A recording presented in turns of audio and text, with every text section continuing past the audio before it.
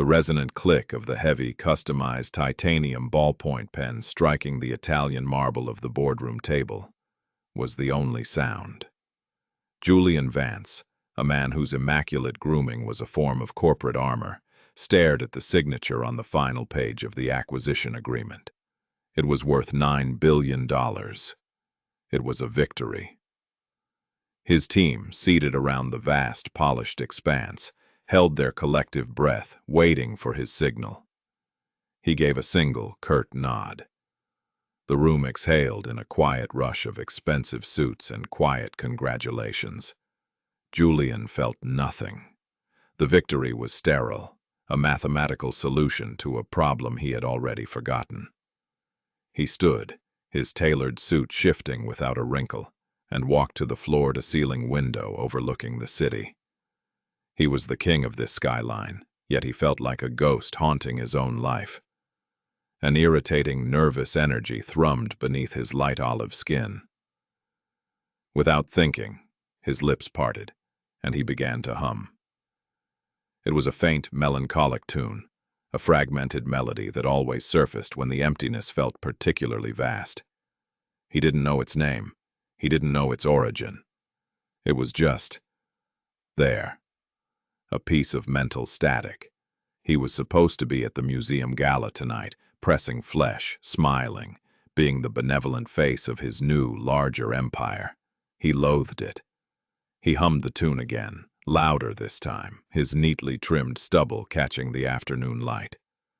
The pressure in the room had vanished, replaced by the quiet efficiency of his team packing their briefcases. They knew not to speak to him after a closing. He was remote. His focus was absolute, which is why the sudden, piercing sound of a child's voice from the doorway made him flinch. Stop. Julian Vance did not turn. No one entered his private boardroom without authorization. He assumed it was one of his executives, perhaps bringing their child to the office on an inappropriate day. He would have their security clearance revoked by morning. "You can't sing that," the voice insisted. It was sharp, clear, and utterly unafraid.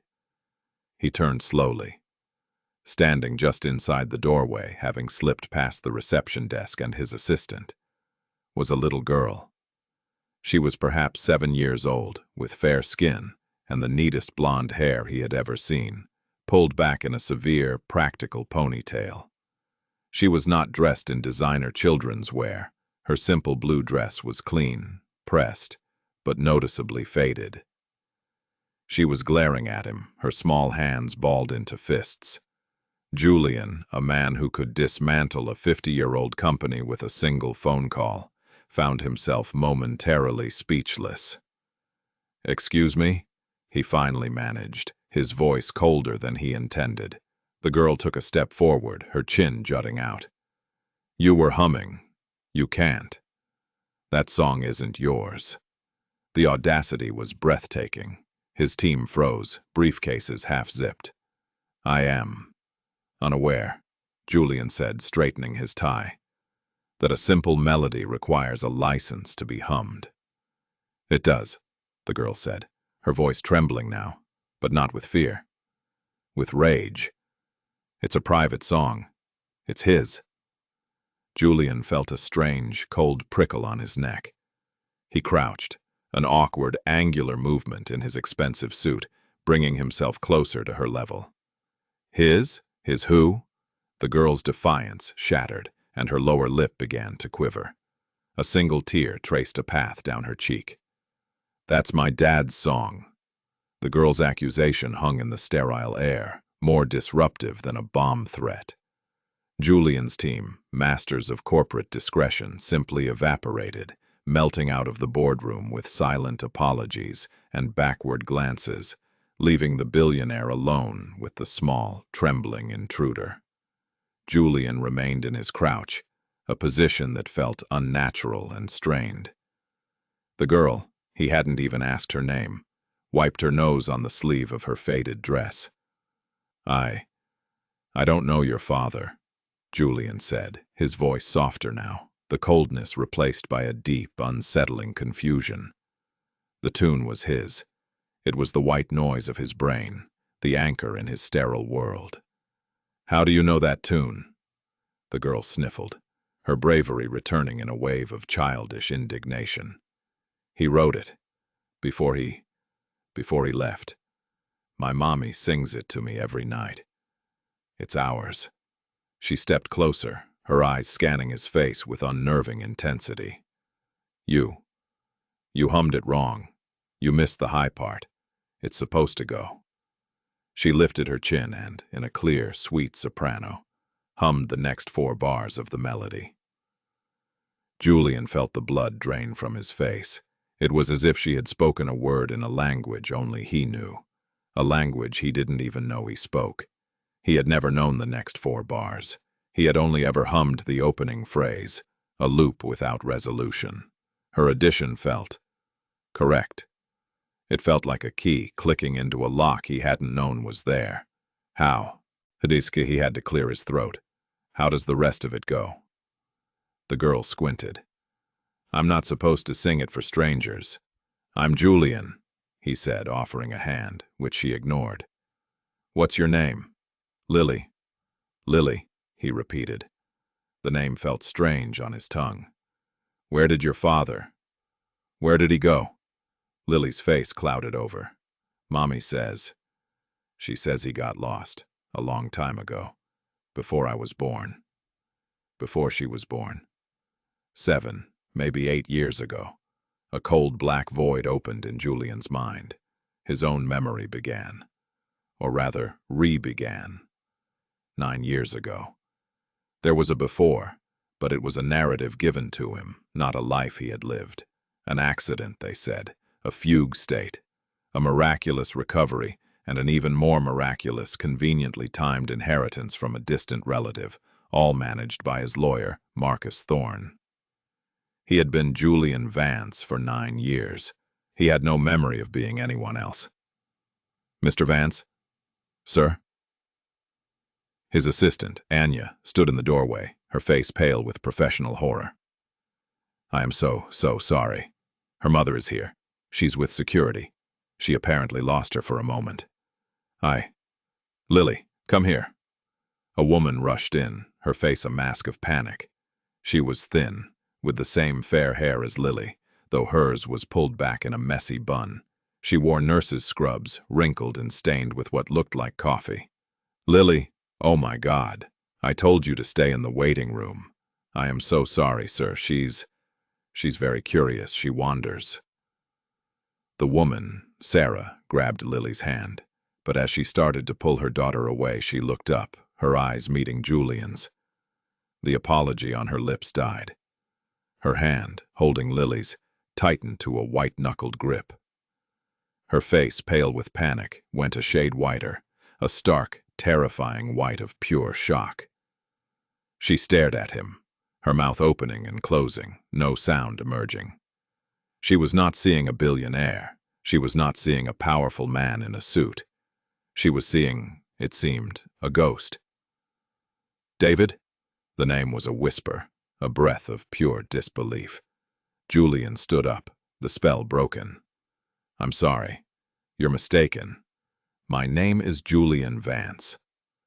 Sarah's shock curdled instantly, transforming into a dark, visceral fury that stunned him. Her eyes, which he now saw, were a deep, exhausted blue, narrowed with a hatred so potent it was almost physical. "You!" she hissed, pulling Lily behind her skirt as if Julian were a predator. "You liar." "Mommy?" Lily whispered, frightened. "Ma'am, I assure you," Anya interjected, stepping forward. "This is Julian Vance. You've made a mistake." "A mistake?" Sarah laughed, a harsh, brittle sound that echoed in the cavernous room. "I'd know that face anywhere, even like this." She gestured at his suit, his hair, his whole multi-million-dollar persona, as if it were a disgusting costume. "After 8 years, you show up here? In this building? You're alive?" "I don't know who you think I am," Julian said, his patience snapping. The confusion was hardening into irritation. He was being accused of something, and he despised being on the defensive. "But you are trespassing. Anya, please have security escort them out." "No," Sarah shouted, pushing Lily further behind her. "You don't get to do that. You don't get to just dismiss us. David, look at me. It's me. It's Sarah. What happened to you? Where have you been?" "My name," Julian said, his voice lethally quiet, "is Julian Vance. I have never seen you before in my life, and I have never been called David." The certainty in his voice finally broke through her rage.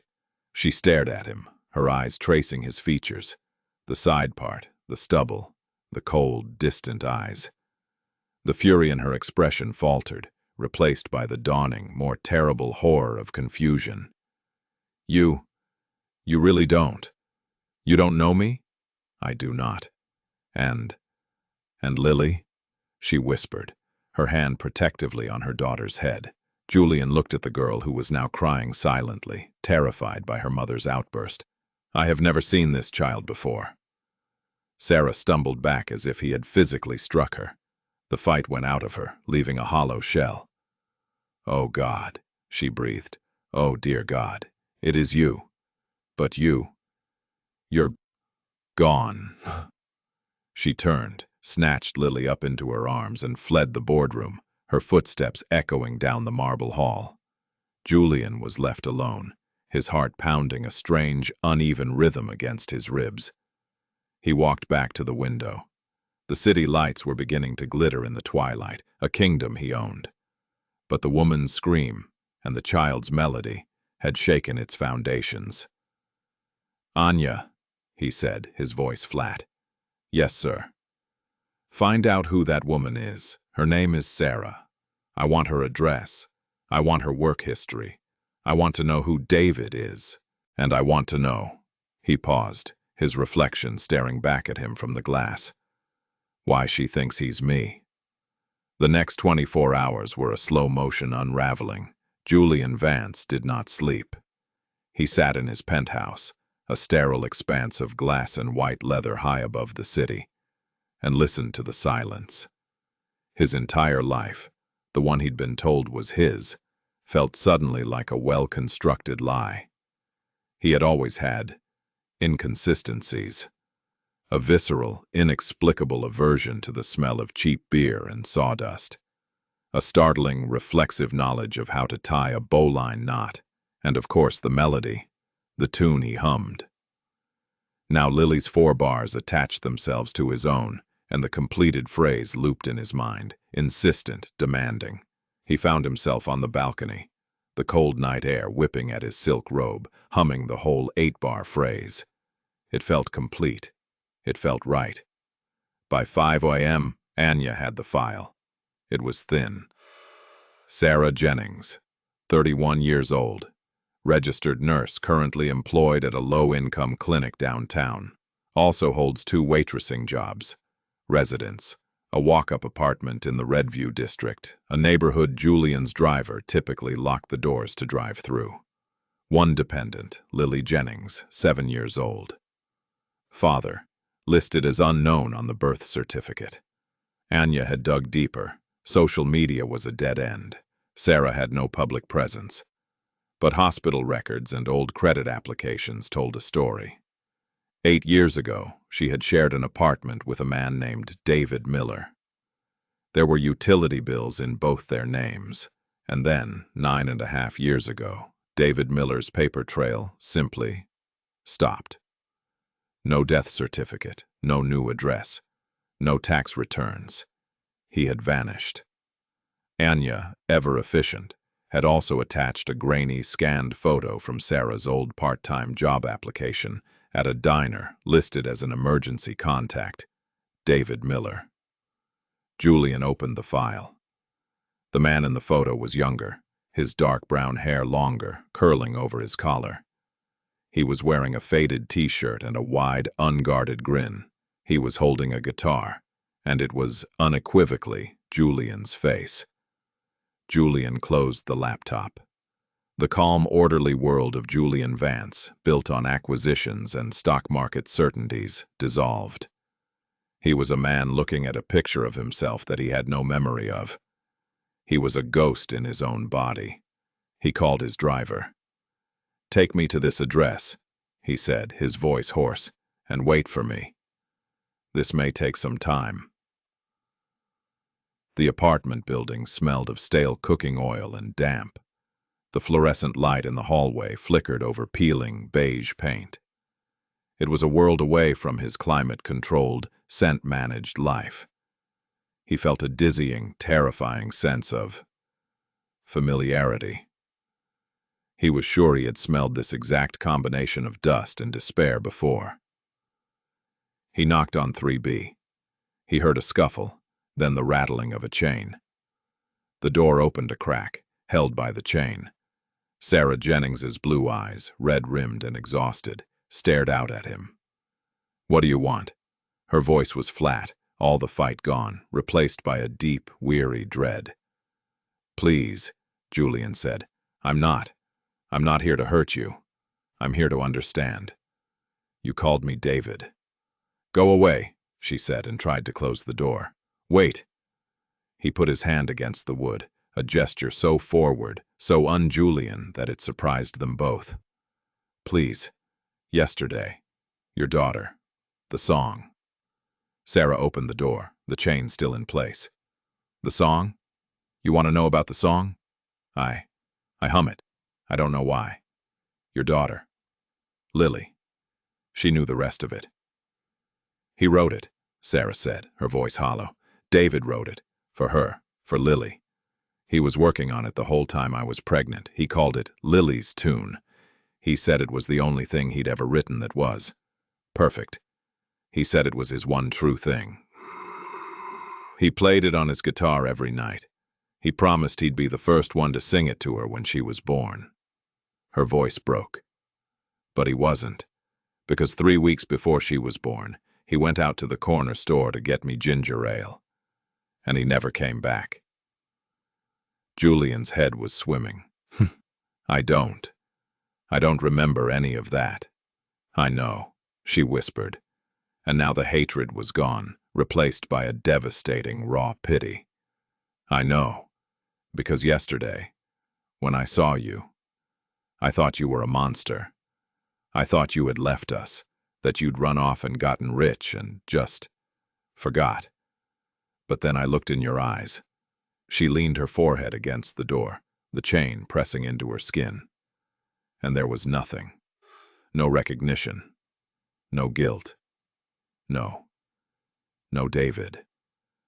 Whoever you are, you're wearing his face, but he's not in there." "I had an accident," Julian said, the words feeling like ash in his mouth. 9 years ago. They told me I had severe amnesia. They told me my name was Julian Vance." "Who?" she asked. "Who told you that?" "My lawyer, my family. The man who managed my inheritance." Sarah let out a sound that was half laugh, half sob. "Inheritance? David Miller didn't have a family. He grew up in foster care. His inheritance was a 20-year-old guitar and a box of lyrics he kept under the bed. He didn't have a dollar." "Then who am I?" Julian asked, and the question wasn't for her. It was for the universe. "Mommy?" Lily's voice came from inside the apartment. "Who's at the door? Is it the song man?" Sarah closed her eyes, the tears finally coming. She fumbled with the chain and opened the door. You should come in," she said, her voice rough. "You should see." The apartment was tiny, but where Julian's penthouse was a sterile void, this place was overflowing with life.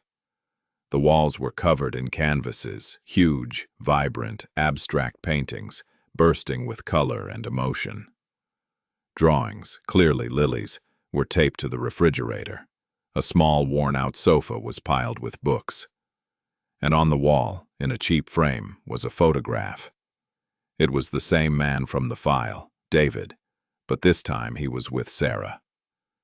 They were on a park bench, laughing, his arm around her, her head on his shoulder. They looked incandescently happy. That was us, Sarah said quietly, watching him stare at the photo. The summer before. Before. Mommy, he's here. Lily ran out from a small bedroom, holding a drawing. She stopped when she saw Julian. She looked from him to the photograph on the wall, and then back to him. Her 7-year-old mind was visibly working, trying to connect the two. The smiling, long-haired man in the picture, and the stiff, sad-eyed man in the suit. "Why did you cut your hair?" Lily asked, her question simple and devastating. Julian had no answer. "You look sadder," she decided. She walked up to him and held out her drawing. "I made this for you." Julian took it. His hands, which signed billion-dollar deals, were trembling. It was a drawing of him, or rather, the man in the photo, playing a guitar. And above him, a string of musical notes. "That's the song," Lily said, pointing, "so you won't forget the high part again." Julian's carefully constructed composure, the Julian Vance persona he had worn for 9 years, finally, completely cracked. A single hot tear fell onto the crayon drawing. He didn't understand. He didn't remember. But looking at this child, in this tiny, love-filled room, he felt a loss. He felt a grief for a life he couldn't remember living. "Sarah," he said, his voice thick, I need your help. I need to know who I was." Sarah looked at the man who wore her lost love's face. "I don't know if I can," she whispered. "It hurts too much to look at you. Please, if not for me, for her." He motioned to Lily. "She deserves to know what happened to her father." Sarah looked at her daughter, who was staring at Julian with wide, curious, and entirely trusting eyes. She took a deep, shuddering breath. We kept his things. I couldn't throw them away. It's in a box, under my bed. Maybe something in there will help." Julian sat on the worn-out sofa, his tailored trousers feeling absurdly out of place. Sarah dragged a large, dusty cardboard box from under her bed. It was sealed with brittle, yellowed tape. "I haven't opened this since the day I moved in here," she said, her voice quiet. I packed it up. I kept thinking he'd walk through the door and I'd yell at him for being late, and then he'd unpack it." She slit the tape with a kitchen knife. The scent of old paper and fabric filled the small living room. Julian felt a strange, suffocating pressure in his chest, as if his lungs were remembering something his mind could not. Sarah lifted the items out one by one, a stack of worn flannel shirts. Julian recognized the pattern on the top one from the photograph. A dog-eared book of poetry, E. Cummings, with passages underlined. A small, tarnished silver harmonica. "He was terrible at this," Sarah said, a faint, watery smile touching her lips. "But he loved to try." Then she pulled out a thick, leather-bound journal. "His lyric book," she whispered, handing it to Julian. Julian's hands felt heavy, disconnected from his body. He opened the cover. The first page was a dedication, in a bold, looping handwriting that he did not recognize as his own. "For Sarah, the only muse I'll ever need." He turned the pages. They were filled with songs about love, about being poor, about the city, about hope, about fear. The handwriting was his. He knew it, instinctively. It was his hand, before it had been retrained to sign Julian Vance in a sharp corporate script. And then on the last few pages, he found it, the song. It was titled Lily's Tune.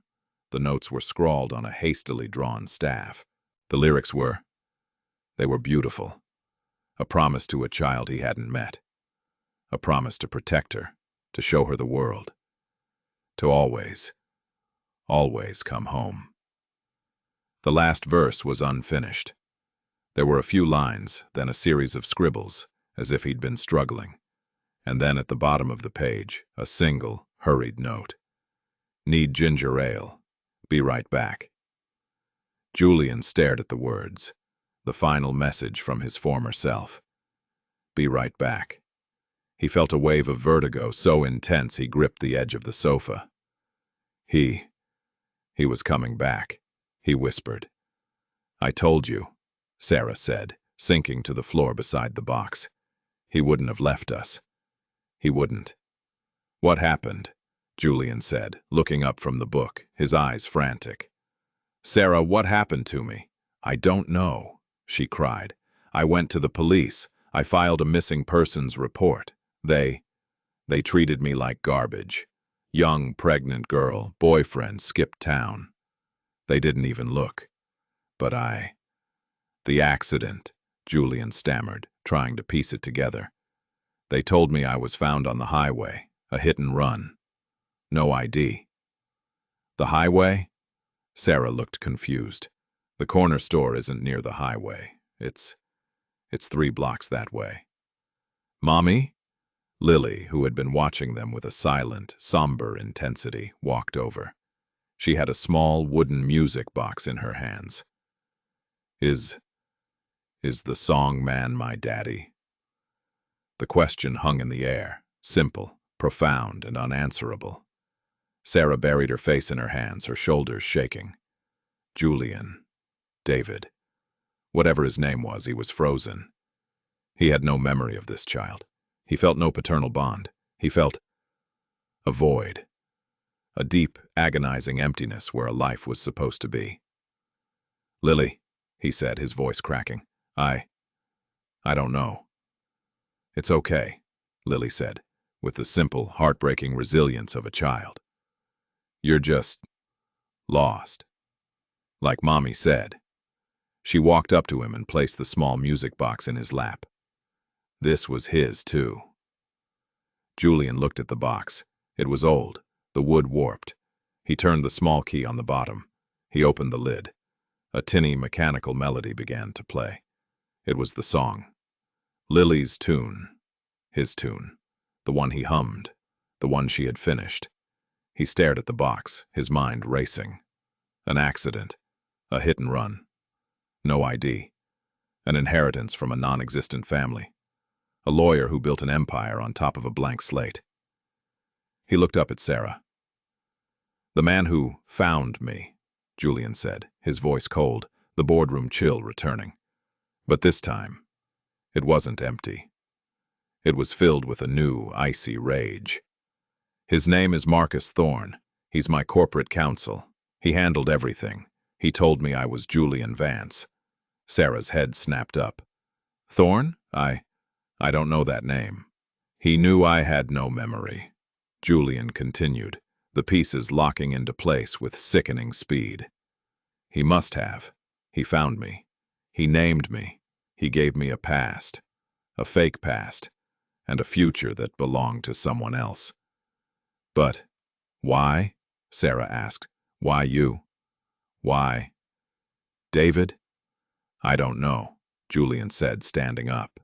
He felt a surge of adrenaline, a clarity of purpose he hadn't felt in 9 years. It wasn't the dull satisfaction of a corporate takeover. It was the raw, primal need to find the truth. But I'm going to find out. He didn't just find me. He stole me. He stole me from you. And he stole me from her. He looked at Lily. He tucked her crayon drawing into the breast pocket of his suit, alongside his titanium pen. Sarah, I have to go. I have resources. I have people. I'm going to find out what Marcus Thorne did. He walked to the door, then paused. Will you be all right? Sarah nodded, wiping her eyes. We've been all right for 8 years. We'll be all right for 1 more day. I'll be back, he said. And as the words left his lips, he recognized them. Be right back. He looked at her, truly looked at her, and for a fleeting, agonizing second, the sterile penthouse and the boardroom disappeared. And he saw a flash of her laughing on a park bench, her head on his shoulder. I'll be back, Sarah. I promise. He left the apartment and strode down the hallway. the tinny melody of the music box echoing in his head. He was no longer Julian Vance, the haunted billionaire. He was a man with a stolen past, and he was going to take it back. When Julian, he still thought of himself as Julian, the name David was a costume he hadn't learned to wear, slammed into his penthouse, he was a different man. The listless, empty shell of the morning was gone, replaced by a cold, focused fury. His world had been a lie, and one man was the architect. "Anya," he barked into his phone, not even bothering with a greeting. "Yes, sir." "I want every piece of information you can find on Marcus Thorne, going back 10 years. I want his financials, his call logs, his travel records. I want to know every company he's ever been associated with, every client. And I want to know everything about the Julian Vance inheritance, the one I supposedly received 9 years ago. I want to know who the original Julian Vance was. I want a family tree. I want a death certificate. I want to know exactly where that money came from." There was a half-second of silence. This was not a standard request. This was an internal investigation. "Sir, Mr. Thorne he's corporate counsel." "I am aware of what he is, Anya.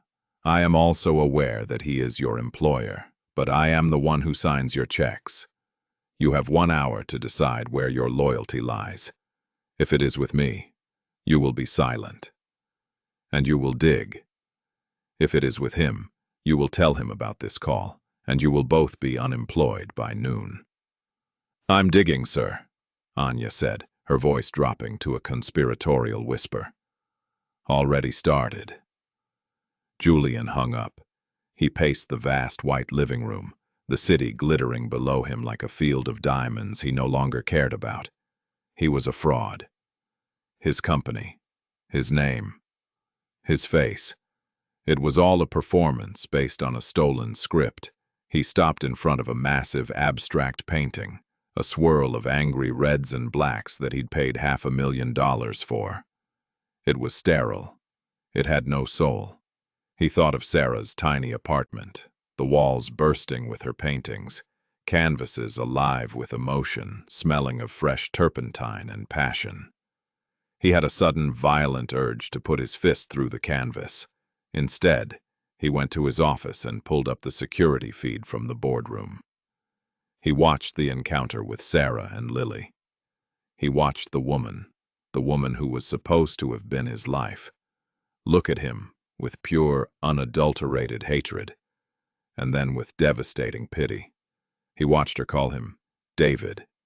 He rewound and watched it again, and again. He was looking for a flicker, a sign, a glimmer of the man she saw, but all he saw was himself, cold, confused, dismissive, a stranger. The call from Marcus came as Julian knew it would, not on his cell, but on the hard line, the one reserved for family. "Julian," Marcus's voice was smooth, patrician, the sound of old money and ruthless contracts. "I hear you had an eventful morning. Anya mentioned you were running financials on me." So Anya had given him a heads up, a calculated move. She was playing both sides until a winner emerged. Smart. "I'm reviewing all company assets and contracts, Marcus. Due diligence." "Due diligence?" Marcus laughed.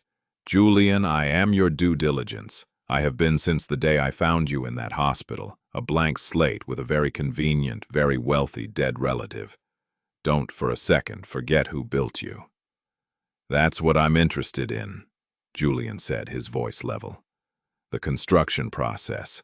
I'm looking at the blueprints. Who was Julian Vance? The uncle I never met." The line went quiet for a moment. He was an eccentric, a recluse, the last of his line. He left his fortune to the son he never had. He'd met you once, years ago, at a family gathering you couldn't possibly remember. It was all legal. It was all airtight. "And the accident?" Julian asked, staring at the photo of David and Sarah on his computer screen. "The hit and run?" "A tragedy," Marcus said too quickly. You were found on the side of the highway. No wallet, no ID, just a concussion and a profound case of dissociative amnesia. You were a John Doe for 3 weeks. I recognized you from an old family photo when the hospital released pictures to the press. It was serendipity. Serendipity, Julian repeated, the word tasting like poison. Marcus, a woman came to my office today. She called me David. She said I was the father of her child. Another silence. This one was heavier. Ah, Marcus finally said. So that's what this is. Julian, listen to me very carefully. You are a $9 billion brand. You are a very, very rich man. And rich men are targets. This woman, this Sarah, is a bottom feeder, a con artist. She's seen your picture, she's noticed a resemblance to her deadbeat boyfriend, and she's coming for a payday. It's the oldest trick in the book. She had pictures, Marcus, of me from 10 years ago. A coincidence, a doppelganger. Do you know how many men in this city have dark hair and a strong jaw? Don't be naive. Let me handle her. I'll have a team on it, a cease and desist, a restraining order. She'll be gone by nightfall. We'll protect the brand. No, Julian said. You won't contact her. You won't go near her. Julian, don't be a fool. Don't let a pretty face and a sob story unravel everything we've built. You have a fiduciary duty. This isn't about the company, Julian snarled, the mask of the CEO finally dropping. This is about my life. Stay away from her. That's not a request. He hung up, his hand shaking with rage. The lie was so smooth, so practiced. Marcus was good, but he had slipped. A tragedy. You were found on the side of the highway. Sarah's words echoed in his head. The corner store isn't near the highway. He was right. Anya was a risk. Marcus was the enemy. He needed a third party. He needed irrefutable proof. He picked up his phone and called a number he hadn't dialed in 3 years. Mr. K, he said, it's Vance. I have a problem, and it's not a corporate one. Mr. K was a fixer, a digital ghost who specialized in finding things that didn't want to be found. He worked for astronomical fees and communicated only through encrypted text. Julian sent him the data. Marcus Thorne, David Miller, Sarah Jennings, the original Julian Vance, the date of the accident, the name of the hospital. Find the seam, Julian typed. Find where the 2 stories were stitched together. The response was immediate. This is not a seam. This is a burial. It will be expensive. Just dig, Julian replied. He spent the next few hours in a fever dream. He couldn't work. He couldn't read. He pulled up the file on David Miller. He read about the foster homes, the brief stint in community college, the part-time jobs, the address shared with Sarah Jennings. He looked at the man in the photo, the one with the easy smile, and felt envy. He felt a deep, profound envy for the man who could sit on a park bench and laugh like that. The man who could write Lily's tune. His phone buzzed, an encrypted message from Mr. K. It contained a single link. Julian clicked it. It was a police report, a missing person report, filed by Sarah Jennings 8 years ago. He read her statement, her frantic, desperate plea. His name is David Miller. He went to the store. He never came back. Please, I'm pregnant. He wouldn't leave me. I think something happened to him. And at the bottom, the official police response, short and brutal. Case closed. Subject likely absconded due to impending domestic responsibilities. No search initiated. They hadn't even looked. A new message came through. They buried it, but not deep enough. Attached was a hospital admission record, St. Jude's, the charity hospital. John Doe, male, approx 25. Admitted 10:32 p.m., October 14th. Severe blunt force trauma to the head, consistent with vehicle impact. Profound amnesia. No identification. The date. It was the same night Sarah said he'd gone for ginger ale. Julian's blood ran cold. The next message was a security camera still, grainy and time-stamped, 10:28 p.m., October 14th. It was from a street camera, near the highway. It showed a man, David, lying on the pavement. And it showed a dark sedan pulling away. The license plate was blurry, but not blurry enough for Mr. K. A final message. Car was registered to a shell corporation. That corporation is owned by Thorne Holdings, Marcus Thorne's car. He didn't just find you, Mr. Vance. He acquired you. The hit and run was the acquisition. Julian dropped the phone. It wasn't an accident. It wasn't a coincidence. It was an opportunity. Marcus Thorne had found his perfect puppet, an heir with no family, no past, and no memory. A blank slate he could write his own name on and install at the head of a dead man's fortune. He had hit him. He had stolen him. He had buried David Miller and created Julian Vance. A wave of nausea, so profound it brought him to his knees, swept over him. He wasn't just a man with amnesia. He was a victim. He was a missing person. He crawled to the bathroom, retching into the porcelain bowl, the stolen years rising in his throat like bile. And as he knelt there, on the cold marble floor of his sterile prison, he heard a sound. A new sound. It was the echo of a guitar. It was the memory of a woman's laugh. It was the melody of Lily's tune, clear and complete. The man in the mirror was Julian Vance, but the man on the floor, the one shaking with rage and grief, his name was David. The rage was afire, but David. He would call himself David now, in his own mind. Knew he couldn't just burn Marcus down. That was a Julian Vance move, a hostile takeover. This was a recovery. This was a rescue. He washed his face, the cold water a shock. He looked at the stranger in the mirror, the neatly trimmed stubble, the severe side part. It was a mask. He needed to take it off, but first he needed to secure his family. He knew Marcus. The moment Marcus felt truly threatened, he wouldn't just fight back with lawyers. He would use any leverage he had. And David had just handed him the names Sarah and Lily. He called his personal security chief, a man named Gavin, who had been military police and whose loyalty was to Julian's paycheck, not Marcus's counsel. Gavin, David said, his voice pure ice.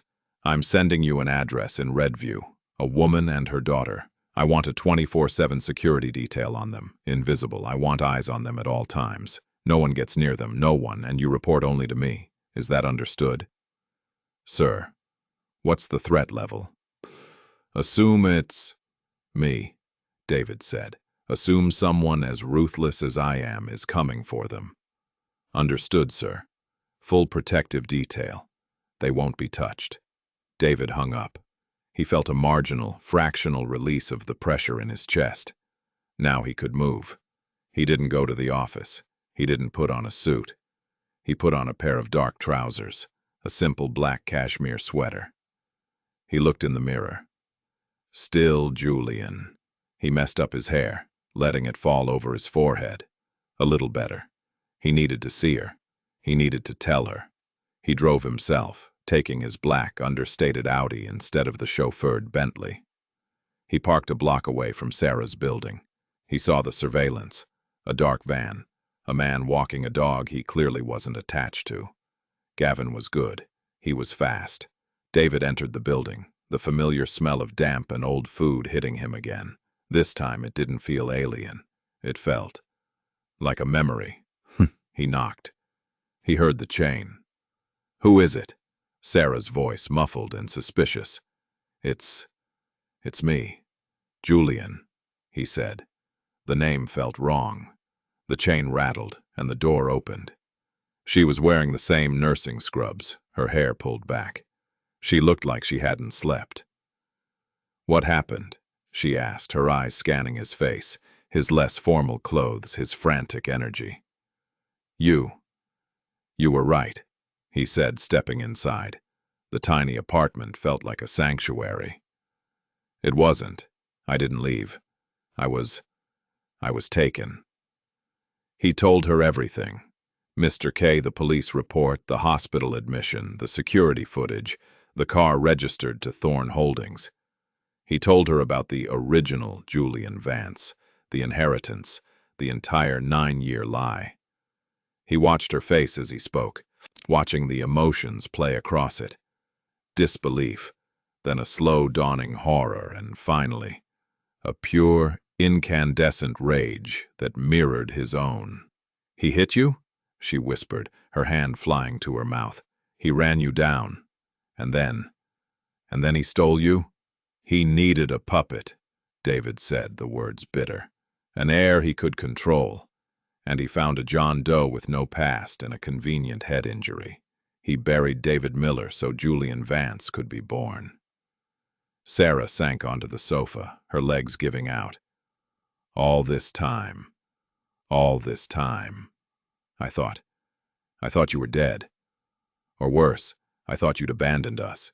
And you were there. You were in this city. Living that life." She looked around her tiny apartment, at the canvases stacked against the wall, at the peeling paint. While we were here. The rich-poor divide, the chasm that had separated them, wasn't just economic. It was a crime. It was an abduction. "Sarah," he said, crouching in front of her, the same awkward crouch as in his boardroom. But this time, it felt natural. He wanted to touch her. He wanted to hold her. But he was still a stranger. His hands. His body. They were Julian's. I can't fix the last 9 years. I can't get that time back. But I can fix him." "What? What are you going to do?" "I'm going to destroy him," David said. "I'm going to take back my name. And I'm going to take back his name, the Vance name, and everything he built with it. But I need something." "Anything," she said. David, I have his journal. I have the pictures. But I don't remember." His voice broke. "I don't remember you. I don't remember her." He looked toward Lily's closed bedroom door. "I look at you and I feel this pull. But there's no memory. I'm still hollow." Sarah looked at him, her blue eyes, so full of her own pain, softening to see his. She reached out, her hand trembling, and touched his face. Her fingers traced the line of his jaw, the stubble he always kept so perfectly trimmed. David, he hated shaving," she whispered. "He said it made his face feel unhonest. He always had at least a week's worth of scruff. And his hair. He was so proud of it. He was so warm. You're so cold." "I know," David whispered, leaning into her touch. Her hand was calloused from work, but it was the first gentle human contact he'd felt in nearly a decade. Help me remember how." I don't know," she said. He's in the box. He's in the songs. He's in. She stood up suddenly and walked to a small, cluttered desk. She pulled open a drawer and took out a Ziploc bag. Inside it was a lock of blonde hair. This is Lily's, from her first haircut." She handed it to him. Then she went to the bookshelf and pulled down a battered copy of The Velveteen Rabbit. This was his, from when he was a kid, the only thing he had from his first foster home. He read it to my stomach, every night. She was giving him pieces, fragments of a life. And this. She went to the closet and pulled out a battered, black guitar case. "I kept it. I told Lily her daddy was a musician. I wanted her to have it. I never open it." She laid the case on the floor. David stared at it. It was familiar. He knew the scratches on the lid. He knew the sticker of the crescent moon that was peeling off the side. He knelt. His hands, which managed billions, fumbled with the simple metal latches. He opened the case. Inside, nestled in worn red velvet, was an acoustic guitar. A simple, dark wood Yamaha. It was scratched, the fretboard worn smooth in places. It was beautiful. He called it Sarah, she whispered, because he said it. It sang his heart's song, or something, cheesy like that. He was so cheesy. David reached out and touched the strings. A cloud of dust rose. He lifted the guitar.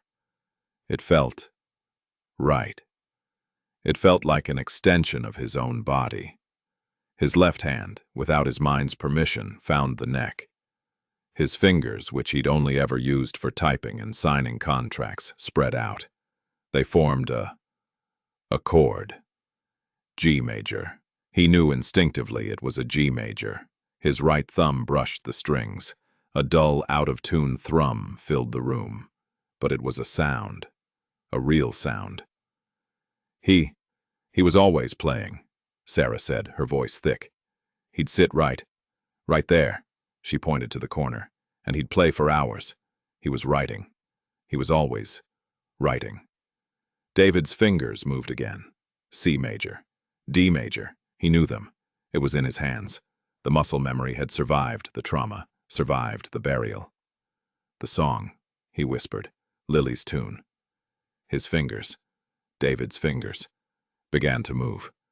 Slowly, hesitantly, they plucked the melody. The one he hummed. The one Lily had finished. He played the 8-bar phrase. And then, his hands kept going. They played a bridge. A complex, beautiful, soaring piece of music he had no conscious knowledge of. It was in him. The memories weren't in his head. They were in his hands. Sarah was openly weeping now, her hands over her mouth. You. That's it. That's the bridge.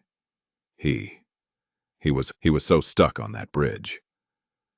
David played, his eyes closed, and as he played, the flashes came.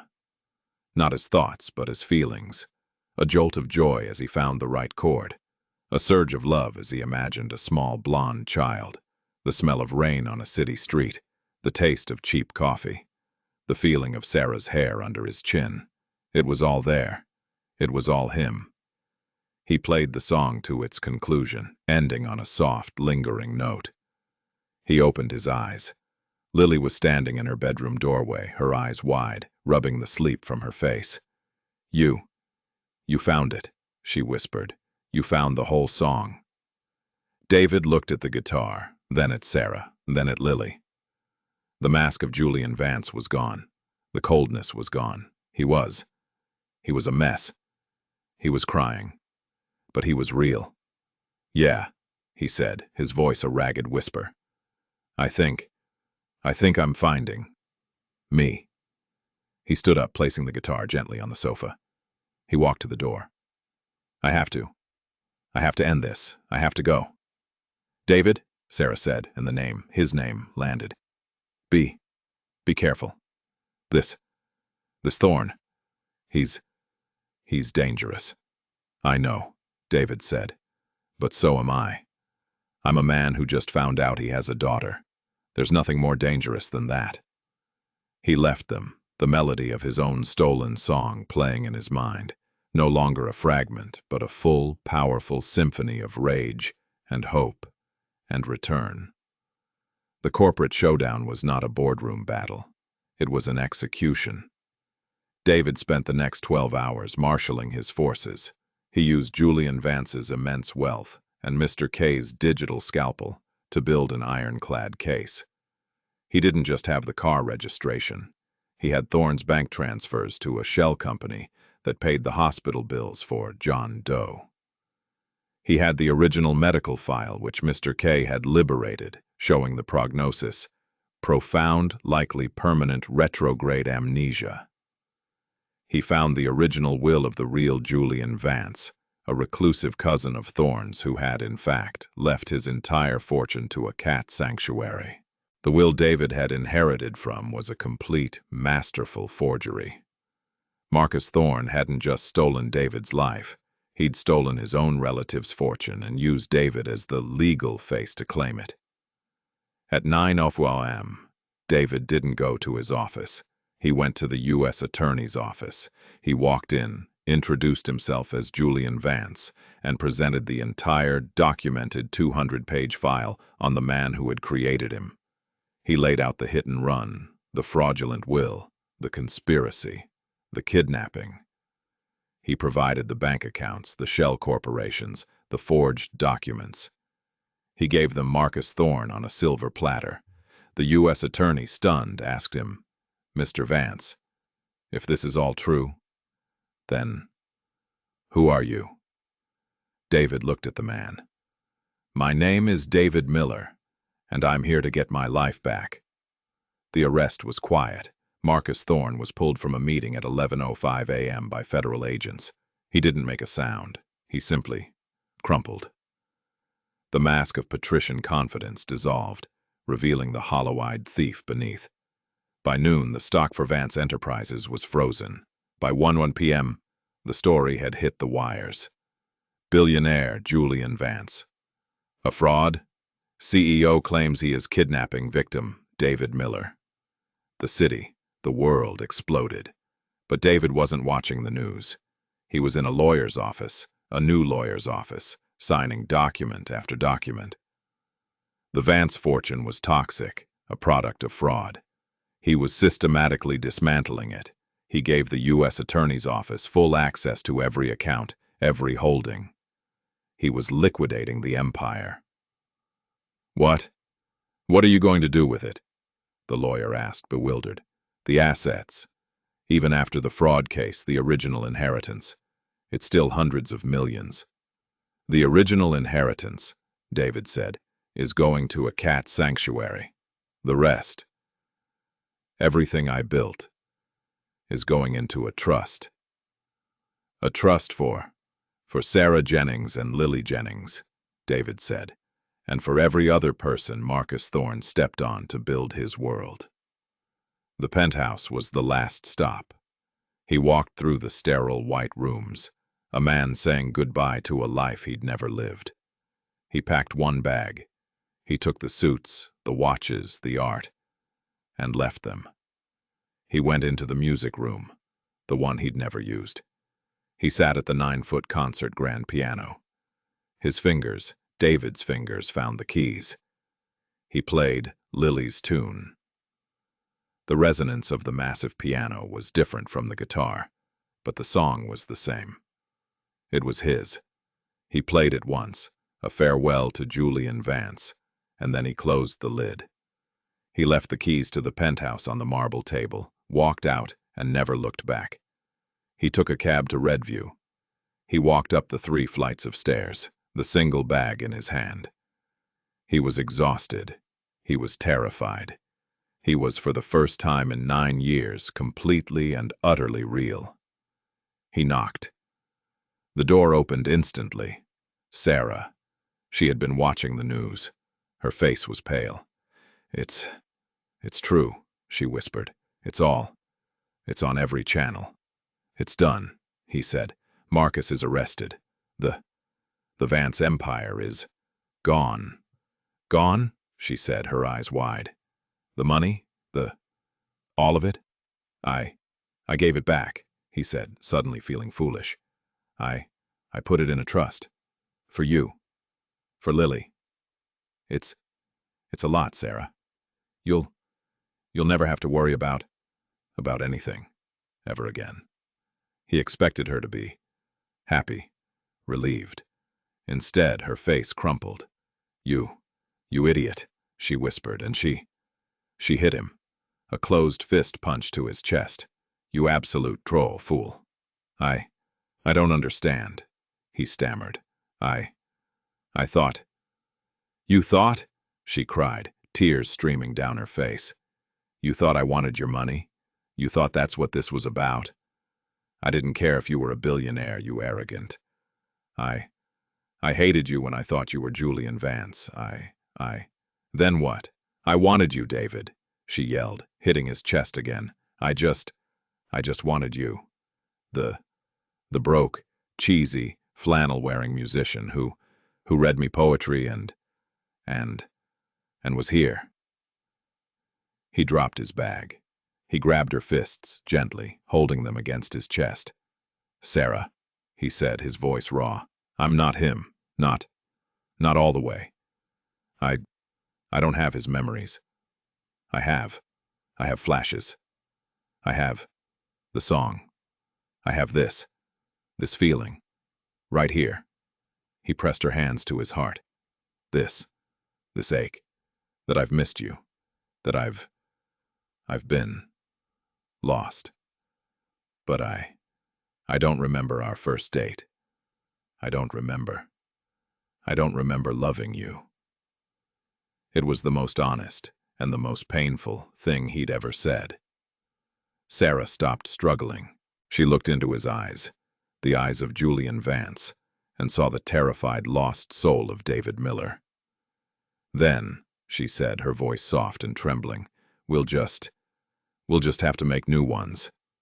He looked at her. I'm broke, Sarah. I have this bag. That's it. I'm just David. Good, she whispered. I never really liked Julian anyway. She leaned in and she kissed him. It was hesitant. It was awkward. It was two strangers who had shared a life. But it was real. It wasn't the cold, calculated world of Julian Vance.